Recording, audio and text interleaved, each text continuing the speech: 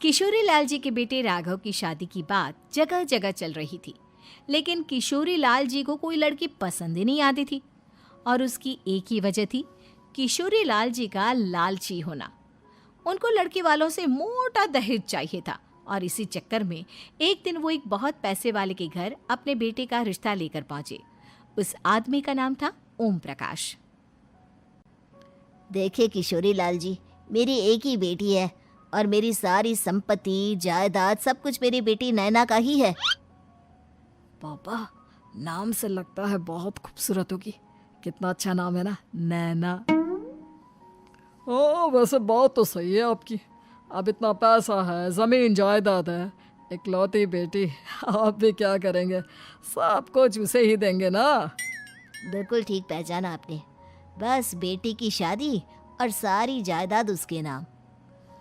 पापा, बिना देखे हाँ कर दीजिए ना। इतना अच्छा रिश्ता फिर कहाँ मिलेगा? माला माल हो जाएंगे हम।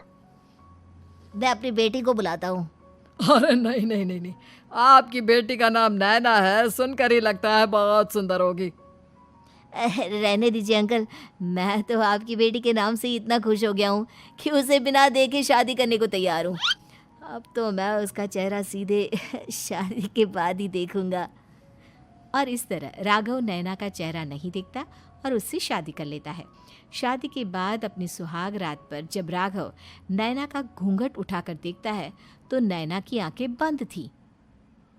कितने खूबसूरत हो तुम नैना, जरा अपनी आंखें खोलकर मेरी तरफ देखो तो सही।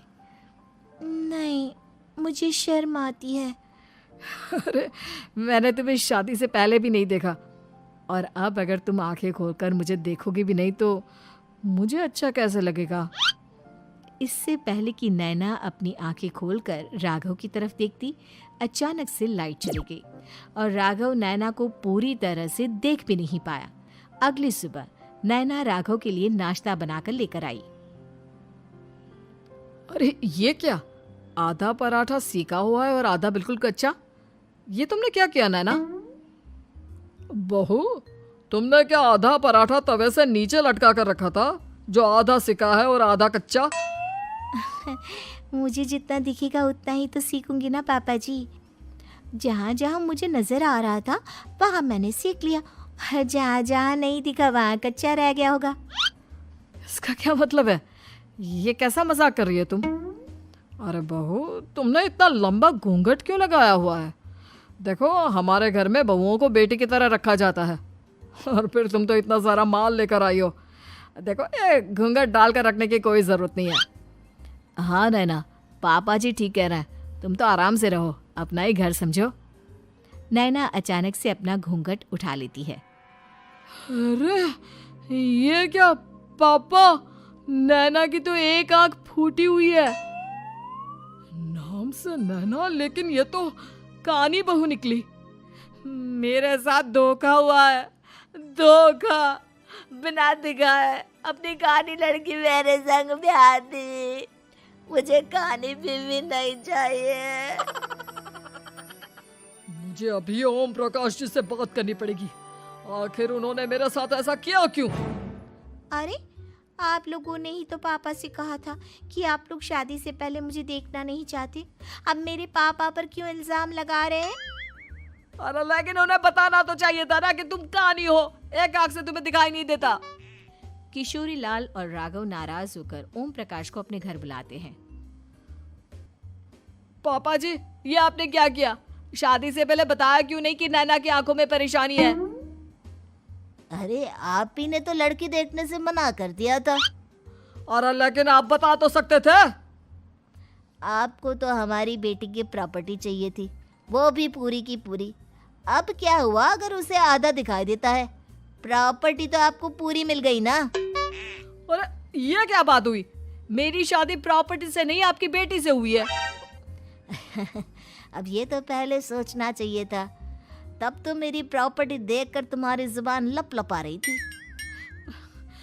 लेकिन मैं कानी लड़की को अपनी बीवी बनाकर नहीं रख सकता। पापा, कुछ करिए ना आप। हाँ, करता हूँ। देखिए ओम प्रकाश जी, आप हमारे साथ ऐसा नहीं कर सकते। और तुम देखो, अगर तुमने मेरी बेटी से शादी तोड़ी ना तो जो भी प्रॉपर्टी मैंने तुम्हें दी है वो तो पूरी की पूरी वापस ले ही लूँगा और आधी प्रॉपर्टी तुम्हारी भी लूँगा। अरे मेरी आधी प्रॉपर्टी भला क्यों लेंगे आप? इसलिए क्योंकि मेरी बेटी को आधा नज़र आता है और उसकी नज़र अभी तक तुम्हारी आधी जायदाद पर ही पड़ी है। अब तुम उसे घर से निकालोगे तो कुछ तो लेकर जाएगी ना। और अगर हम आपकी बेटी को अपने घर की बहू बना कर रखे तो? तो तुम्हारी पूरी प्रॉपर्टी तुम्हारी ही रहेगी और जो मैंने तुम्हें दिया है ना उसमें से बस मैं आधा लेकर जाऊंगा। अरे लेकिन अब आप अपनी दी हुई प्रॉपर्टी में से आधी वापस क्यों लेकर जाएंगे? अगर मैं आपकी बेटी को अपनी पत्नी बनाकर रखने को तैयार हूं तो? इसलिए ताकि भविष्य में अगर तुम मेरी बेटी को धोखा दो तो उसके पास कुछ तो रहे जो पति का हो। वैसे मेरे पास तो बहुत कुछ है लेकिन अपने पति की कोई निशानी तो उसके पास होनी चाहिए ना। अब अगर तुमने मेरी बेटी को कानी कहा तो तुम्हें प्रॉपर्टी भी कानी ही मिलेगी, पूरी नहीं। जमाए राजा। किशोरी लाल और राघव समझ चुके थे कि वो बुरी तरह फंस चुके हैं और अब उनके पास वहां से निकलने का कोई चारा नहीं है। अब समझ में आया ना, लालच बुरी बला होती है। एक तो तुम्हें प्रॉपर्टी मिली, ऊपर से बीवी मिली, उसमें तुम्हें नखरे भी दिखाने हैं। आए बड़े, चुपचाप बैठो दोनों। कुछ दिनों के बाद नैना राघव की कार लेकर बाजार घूमने निकलती है और जब कार लेकर वापस आती है, ये क्या? एक तरफ से मेरी गाड़ी पूरी खराब हो चुकी है। लगता है तुमने मेरी गाड़ी को किसी दूसरी गाड़ी के साथ एक्सीडेंट किया है। अरे अरे कितना बड़ा नुकसान कर दिया तुमने बहू। वो क्या है ना पापा जी, मुझे एक आंख से दिखाई नहीं दे रहा था, सामने से गाड़ी आ रही थी। मुझे तो सिर्फ आधा ही दिखाई दिया और वो गाड़ी मेरी कार से रगड़ते हुए निकल गई। अब मैं क्या करूं बताओ? आप इसे ठीक कराने के पैसे कौन देगा? तुम्हारे पापा? तुमने मुझसे इस तरह से बात की? अभी रुको। नैना राघव की शिकायत ओम प्रकाश को कर देती है।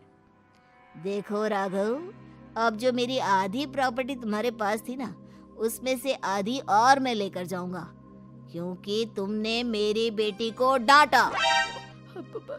अरे नहीं नहीं पापा जी, गलती हो गई, माफ कर दो। गलती की तो कोई गुंजाइश ही नहीं। अगली बार मेरी बेटी को डांटा तो बची हुई आधी में से आधी और ले जाऊंगा। लालच के चक्कर में हम दोनों ने बहुत बड़ी गलती कर दी बेटा। एक तो तुम्हें कानी बहू मिली और ऊपर से जो माल मिला वो भी काना। इस तरह राघव की हर एक गलती पर ओम प्रकाश उसकी प्रॉपर्टी का आधा आधा हिस्सा लेकर अपना सारा माल वापस ले गया और राघव को कानी बीवी से काम चलाना पड़ा। ये वीडियो अच्छा लगा तो ज़रूर सब्सक्राइब करना।